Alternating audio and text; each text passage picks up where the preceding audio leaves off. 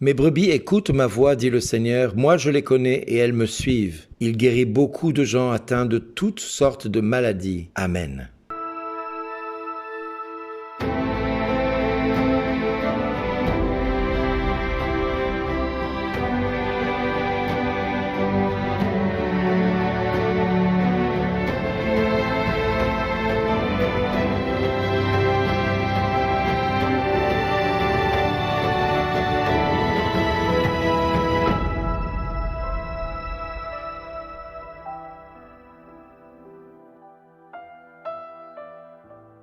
Bonjour les amis, j'espère que cet évangile que nous allons méditer ne va pas trop vous secouer parce qu'aujourd'hui, moi j'ai été très dérangé par la parole que nous venons de lire. L'évangile de ce jour nous parle de Jésus qui partage sa journée en plusieurs moments. Il la divise de plusieurs moyens. D'abord par la prière, et puis ensuite de l'autre par sa mission de prédication de la parole de Dieu, puis ensuite par les actions qu'il aimait et qu'il accomplit qui sont la guérison, les délivrances. Bref, entre prière et travail, il n'y a pas de différence pour Jésus. Être avec Dieu, c'est être avec tous les hommes, tous ceux qui nous entourent. C'est pas être seul chez soi.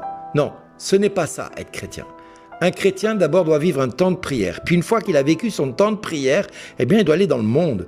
C'est dans le monde que Jésus nous a envoyés. Il ne nous a pas mis hors du monde, il nous a laissés dans le monde, mais pas pour ne pas être du monde, mais pour être des témoins dans ce monde.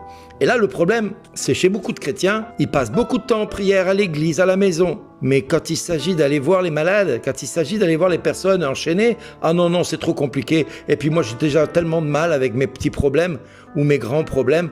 Du coup, je ne vais voir nulle part personne et je reste tout seul dans ma chambre ou dans mon studio ou dans mon appartement et je ne vais pas voir, je reste uniquement pour le temps du chapelet à la messe ou le temps de la messe ou le temps de l'adoration. Voilà, et je me contente de ça.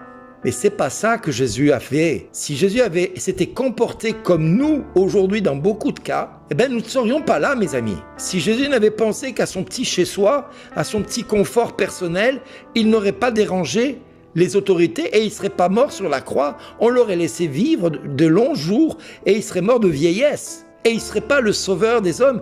Et en 3 ans, il n'aurait pas changé le cours de l'humanité. Si les apôtres s'étaient comportés comme beaucoup de chrétiens aujourd'hui qui restent chez eux et ne veulent pas aller vers les autres parce que c'est trop compliqué d'affronter la souffrance des autres, c'est trop compliqué de vivre avec les autres, c'est trop compliqué d'écouter leurs lamentations et d'écouter leurs pleurs et d'écouter leurs problèmes, tout simplement.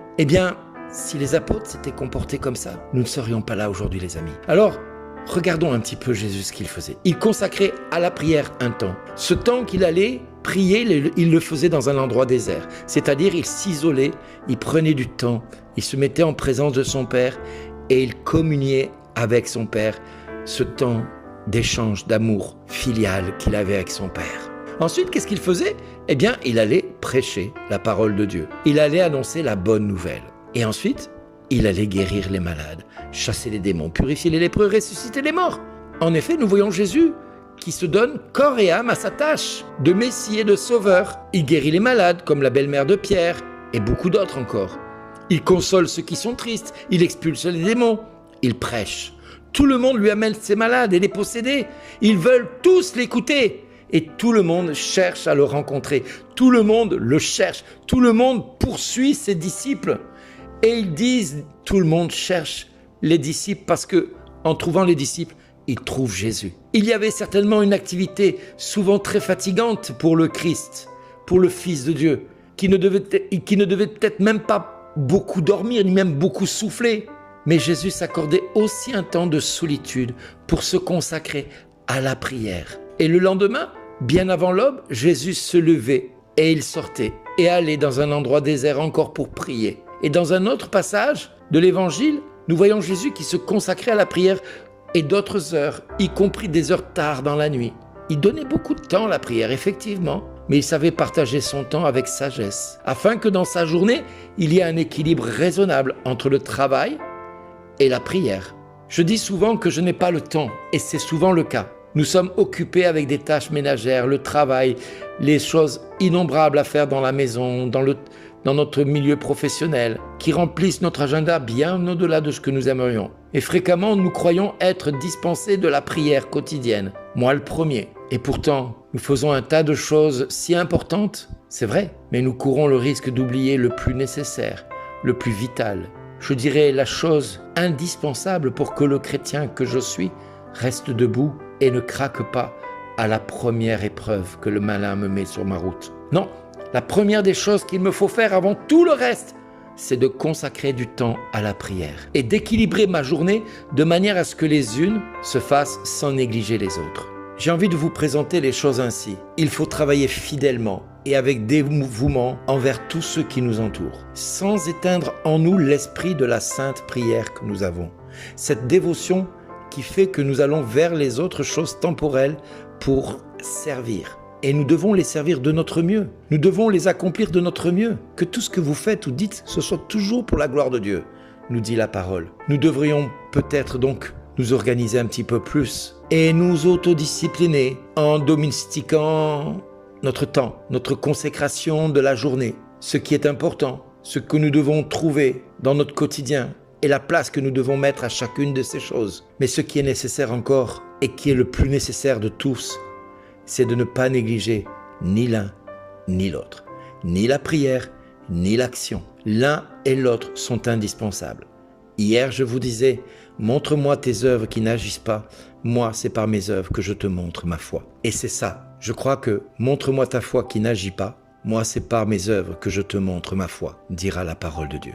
Alors, nous avons tous en nos cœurs quelque chose à mettre en ordre. Cette année n'est pas une année comme les autres.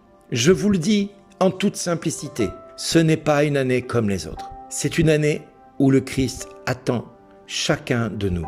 Toi le premier, mon ami, toi qui écoutes ces mots-là, c'est pour toi que Dieu s'adresse maintenant. Alors désolé si ça te dérange, désolé si toi tu prends ce passage comme étant « ouais mais ça c'est encore quelque chose, mais moi j'ai pas envie de faire ça ». Mais là tu es désobéissant. Et voici l'ordre du Seigneur que le Seigneur te donne maintenant. Montre-moi ta foi qui n'agit pas. Moi, c'est par mes œuvres que je te montre ma foi. C'est-à-dire, désormais, tu dis avoir la foi, alors ta foi doit se mettre en pratique. C'est-à-dire, tu dois aller vers les autres. Tu dois t'associer avec d'autres personnes pour te réunir, pour prier avec d'autres personnes pour les malades.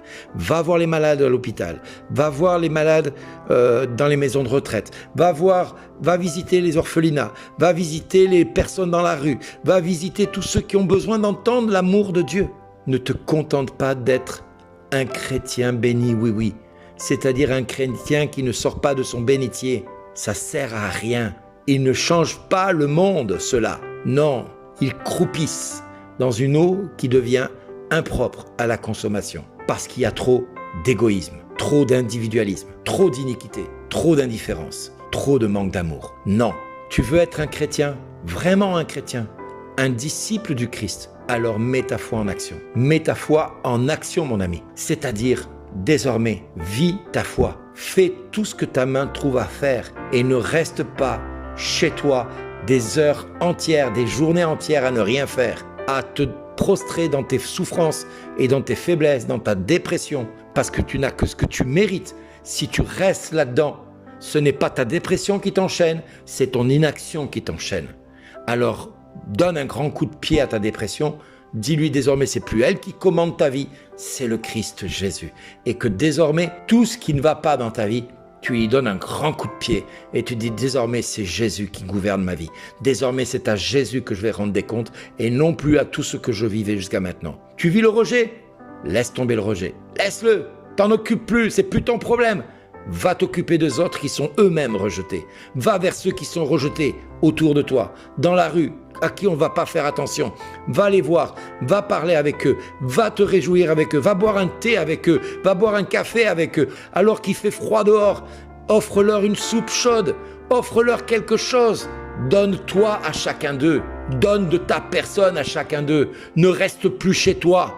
Il n'est plus le temps de rester chez soi. Il est temps de se mettre en route pour l'annonce de la parole et l'amour fraternel. C'est à l'amour qu'on aura les uns pour les autres que le Christ reconnaîtra les siens. Alors attention mes amis, cette année, nous passons au crible du jugement. Le crible, c'est un tamis qui est très très fin, où seules les choses essentielles passent au travers. Si ta vie n'est pas vécue selon la parole de Dieu, tu seras mis dehors. Et le Christ dira, je ne te connais pas.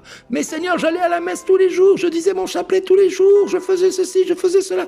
Je te connais pas, car j'avais faim et tu m'as pas donné à manger. J'avais soif et tu m'as pas donné à boire. J'étais nu et tu m'as pas vêtu. J'étais en prison, tu n'es pas venu me voir. Malade et tu m'as pas soigné. Bref, j'avais besoin de toi et tu n'as rien fait. Voilà ce que le Christ va te dire. Désolé si je vous ai choqué, mais je prie le Père que ces paroles ne remontent pas vers le Père sans porter le fruit pour lequel elles sont faites. Maintenant, que le Christ habite en vos cœurs par la foi. Et ainsi vous pourrez, avec tous les saints, vraiment vous réjouir comme la parole de Dieu nous dit dans le psaume « Me voici Seigneur, je viens faire ta volonté ». Amen. Merci d'exister.